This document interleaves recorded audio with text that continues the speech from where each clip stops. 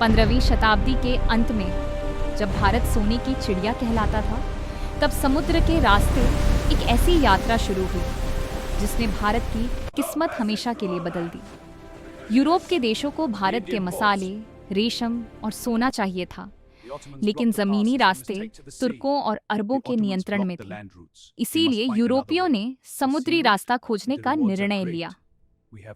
20 मई 1498, जब पुर्तगाली नाविक वास्को दा गामा 1498 में कालीकट पहुंचा और भारत में यूरोपियों के युग की शुरुआत हुई।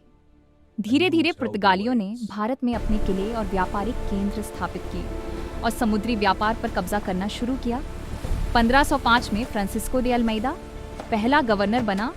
1509 में ड्यू की लड़ाई हुई और 1510 में गोवा पर कब्जा किया। अफोंसो डी अल्बुकर्क ने। पुर्तगालियों के बाद 1602 में डच भी भारत आए।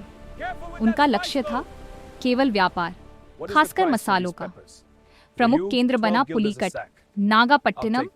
31 दिसंबर 1600 इंग्लैंड की महारानी एलिजाबेथ प्रथम ने एक कंपनी को भारत में व्यापार का अधिकार दिया, जिसका नाम था ईस्ट इंडिया कंपनी।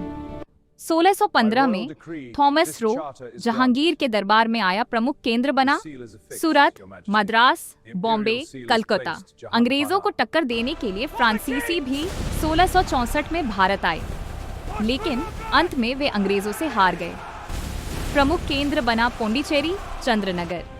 कई युद्धों और संघर्षों के बाद अंग्रेजों ने भारत में अपनी सत्ता स्थापित कर ली और यहीं से शुरू हुआ 200 साल की गुलामी का दौर। 1757 में प्लासी का युद्ध, 1764 में बक्सर का युद्ध और अंग्रेजों का पूर्ण नियंत्रण। यूरोपियों का आगमन सिर्फ व्यापार नहीं था, ये भारत के इतिहास का सबसे बड़ा मोड़ था, जिसने हमारी राजनीति, अर्थव्यवस्था और समाज को पूरी तरह बदल दिया। अगर आपको ऐसे ही इतिहास के अनसुने सच जानने हैं, तो चैनल को सब्सक्राइब करें, क्योंकि इतिहास सिर्फ किताबों में नहीं, कहानियों में भी जिंदा है।